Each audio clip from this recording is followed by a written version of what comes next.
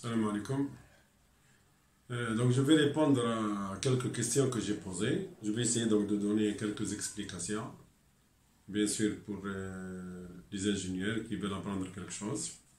Je vais parler donc de l'effet P delta. On entend beaucoup parler de l'effet P delta, même le RPA demande certaines vérifications, tous les règlements en général. Dans les logiciels actuels, tels que par exemple SAP, Robot ou bien ETAPS, on peut lui demander d'inclure l'effet P delta. On peut lui demander d'inclure l'effet P delta dans les calculs. L'effet P delta, c'est quoi? En général, quand nous sommes en RDM, en général, l'RDM, elle traite des petits déplacements. Donc, elle traite des déplacements qui sont plus ou moins négligeables. Donc, si vous avez, par exemple, une structure, si vous avez une structure avec une masse, avec un poids ici, mg, qui est égal à la force de compression, c'est la force de compression. En général, si quelqu'un vous demande qu'est-ce qui sollicite cette structure, donc c'est uniquement un effet de compression. Un effet de compression. Ça, c'est pour l'RDM. C'est vrai pour l'RDM.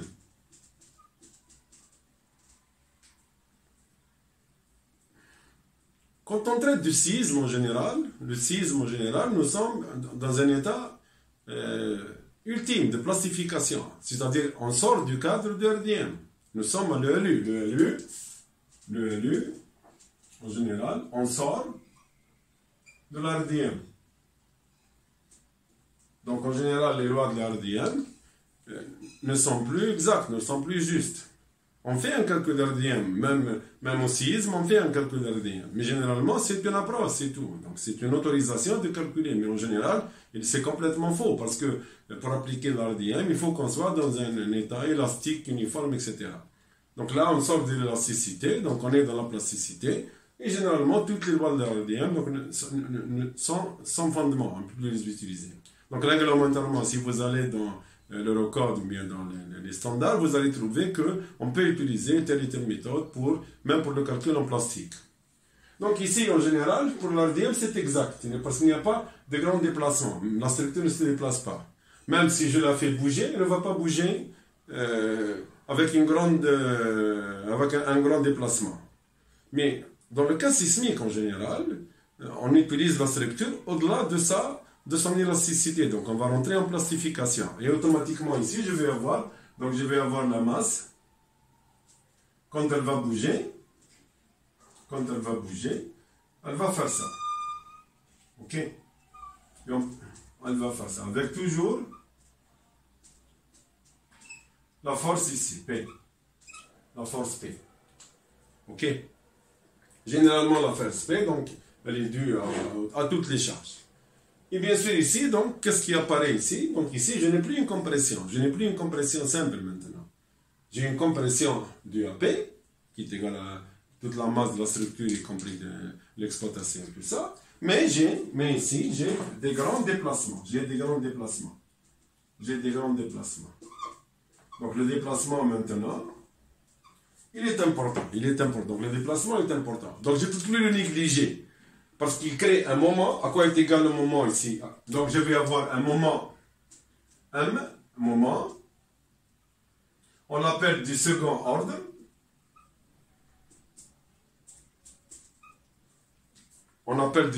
Donc c'est un effet qui apparaît après plastification.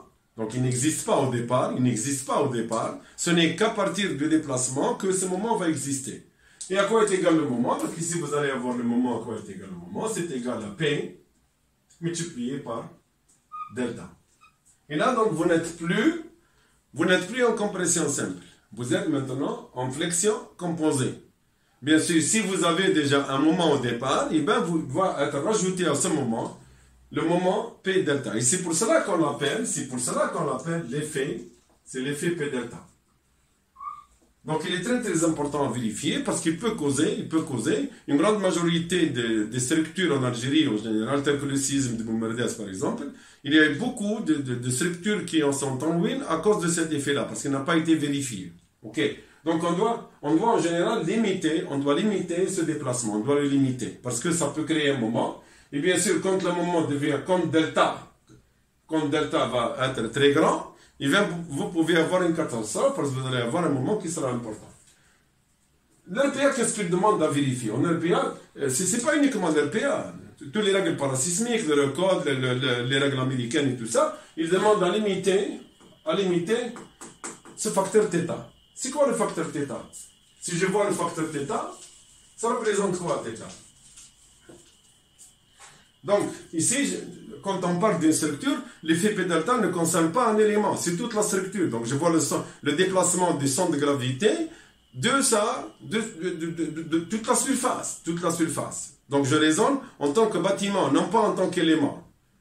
Quand je parle de la P ici, c'est le poids du bâtiment, c'est tout le poids du bâtiment. Et delta, c'est le déplacement du centre de gravité de mon bâtiment par rapport à niveau inférieur, etc. Donc, en général, si je vois θ ici, à quoi est égal θ?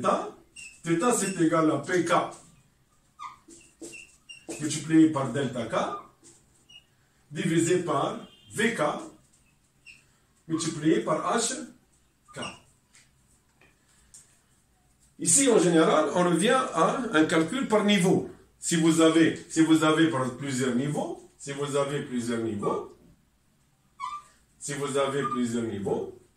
les forces tranchants à un certain niveau, ici VK, c'est la somme des efforts tranchants, et avec K, avec qui supérieur ou égal à K. C'est tout ce qui est supérieur. C'est la sommation des efforts tranchants. Donc ici, j'ai un effort tranchant ici. Et bien sûr, tout ça cette masse va se déplacer. Elle va se déplacer.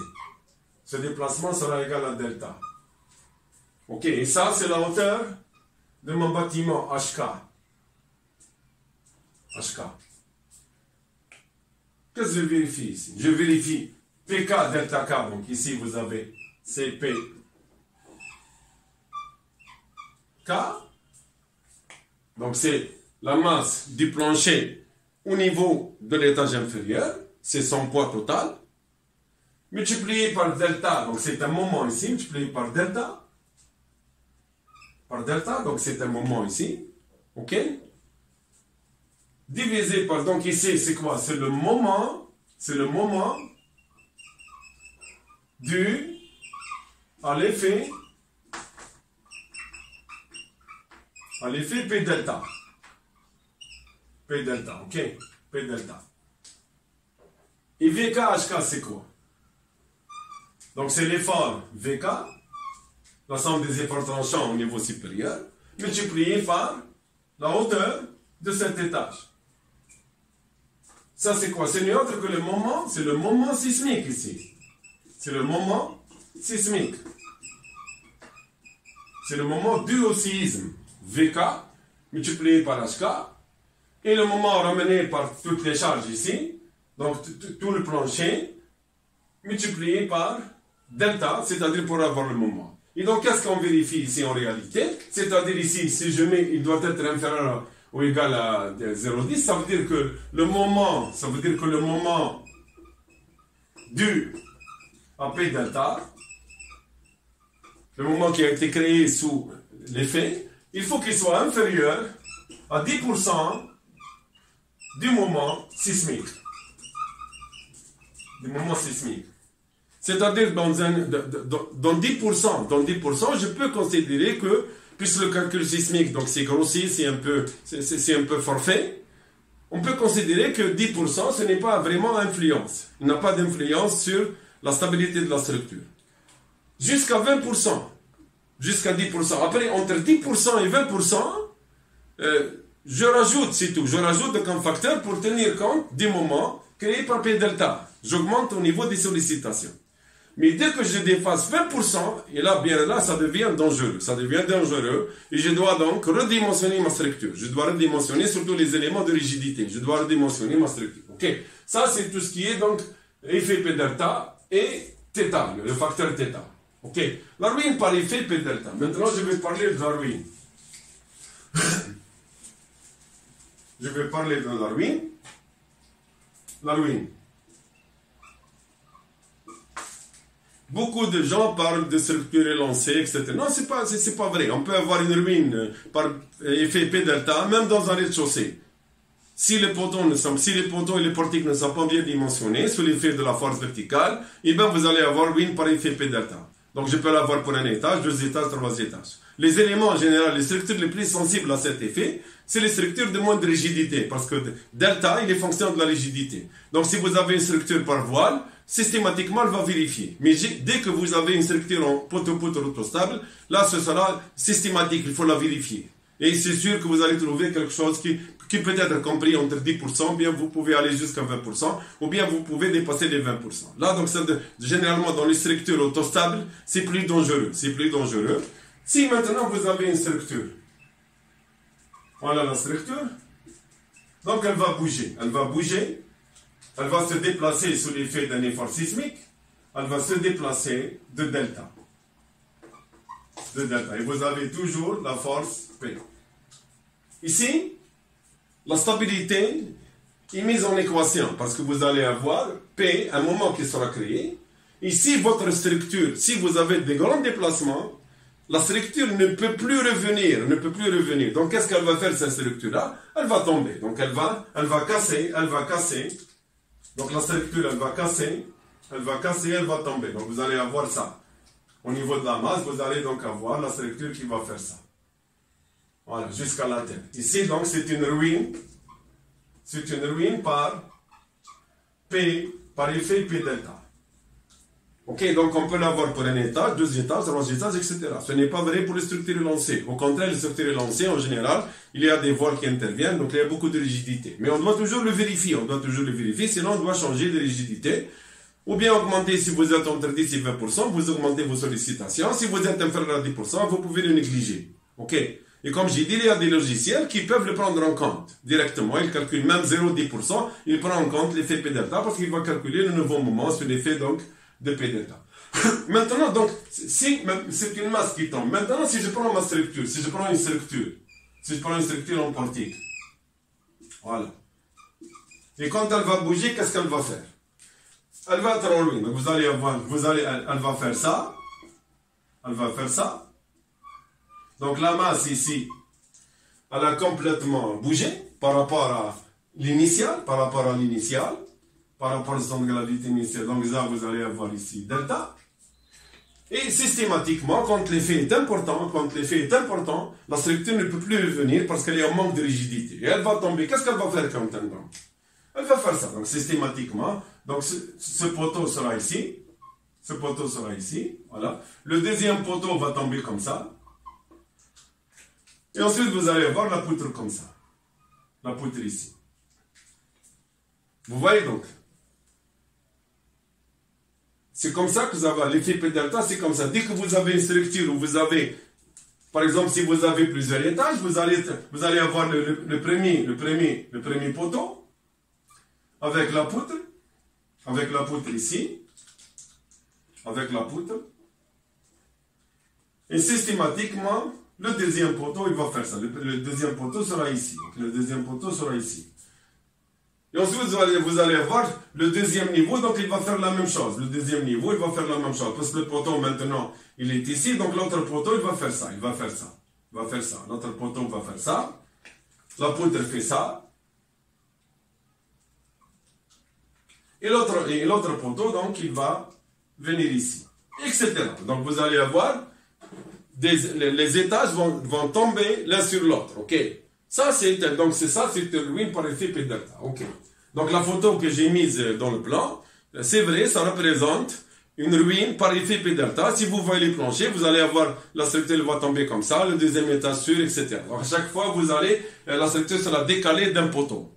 Premier niveau, deuxième niveau décalé d'un poteau, troisième niveau, quatrième niveau. Et vous allez avoir ça va faire ça. Ça va faire en général, ça va faire ça, ok? Maintenant, si je reviens vers les planchers rigides. Les planchers rigides, généralement, si vous avez un plancher,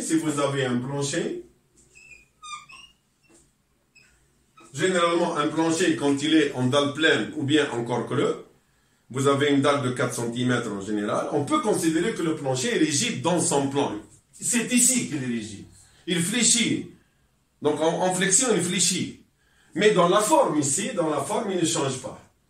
On ne peut jamais faire fléchir un plancher, par exemple, s'il est rectangulaire, eh bien, il va rester rectangulaire, même après ruine. Il ne va pas changer de forme, parce qu'il est très rigide dans son plan. Et donc, cette rigidité, c'est ce qu'on fait, nous, quand on dit que c'est un diagramme. C'est un diaphragme, ok? C'est un diaphragme. Ça veut dire que tous les points sont liés par le même déplacement, en X et en Y, et la même rotation. Et on peut remplacer, donc, tout ce système par un seul point, On peut remplacer tout ce système par le centre de gravité, ou bien ce qu'on appelle le centre de masse. Donc, par le centre de gravité. Donc, je peux essayer de venir à quoi? Tout mon plan ici peut être représenté par un point de masse M. Ok? Donc, ici, je vais avoir, par exemple, 3 degrés de liberté. Selon X, selon Y, selon X, et autour de Z. Donc, un plancher, en général, il a 3 degrés de liberté, un mouvement X, un mouvement Y, et une rotation autour de Z. C'est ce qu'on appelle la torsion. Okay. Maintenant, donc, il y a des critères pour que le plancher soit rigide. S'il est rigide, c'est systématique. Si vous allez vers le logiciel, vous allez calculer avec rigidité et tout. Vous allez supposer un diaphragme, que ce soit rigide ou bien semi-rigide. Ok? Maintenant, si nous avons des ouvertures, supposons qu'ici, je vais avoir un plancher maintenant, j'ai un plancher. Imaginez que vous avez une ouverture. Ici, le vide. Si vous avez du vide ici. Supposons que vous avez du vide. Ok? Et tout ça, c'est du dur. Tout ça, donc ici, c'est ma dalle. Ici, c'est ma dalle. Et bien, si le vide, d'après l'RPA, si le vide est supérieur à 15% de masse totale, il faut faire très attention. Pourquoi? Parce que le problème qui va se poser, c'est ici. Si je déforme, s'il y a ici un effort comme ça de cisaillement, et un effort comme ça, et bien vous allez avoir ces deux parties qui seront cisaillées. Les masses vont vibrer, et vous allez avoir ici un cisaillement, juste au niveau de ces deux éléments qui relient. Donc, si je vois les deux masses, donc j'ai une masse ici, comme ça, très conséquente, très rigide. J'ai une autre masse de ce côté-là, très conséquente, très rigide. Et ces deux masses sont liées par la dalle ici. Et bien la dalle à ce niveau-là, elle va subir des cisaillements importants. Si les deux masses ne bougent pas ensemble, vous allez avoir un cisaillement. Et généralement, ça c'est interdit. Parce que si je vais modéliser, eh bien la modélisation comme ça, c'est complètement faux. La modélisation ici, c'est pour cela que je dis ici, ce n'est pas un problème de pénalité, c'est un problème de modélisation. Ici, comment on peut modéliser tout ça? Donc ici, je suis obligé de faire deux planchers avec deux masses, M1,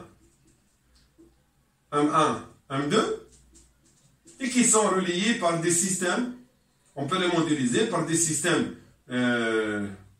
de ressort avec des rigidités qui sont des rigidités des deux éléments d'art qui relient les deux masses. Et là, ça devient, dans chaque plancher, vous n'allez plus avoir une seule masse, un degré de liberté. Vous allez avoir ici, donc ce sera indépendant, vous allez avoir des mouvements ici, et vous devez calculer qu'est-ce qui se passe au niveau des éléments de liaison pour pouvoir bien les attacher afin qu'il n'y ait pas de dislocation. Imaginez que le plancher va céder en deux, et bien la structure va tomber systématiquement. Donc là, il va falloir faire très attention. Okay? Donc ici, j'espère que j'ai répondu donc, à ces 4 questions, et je vous remercie. Okay.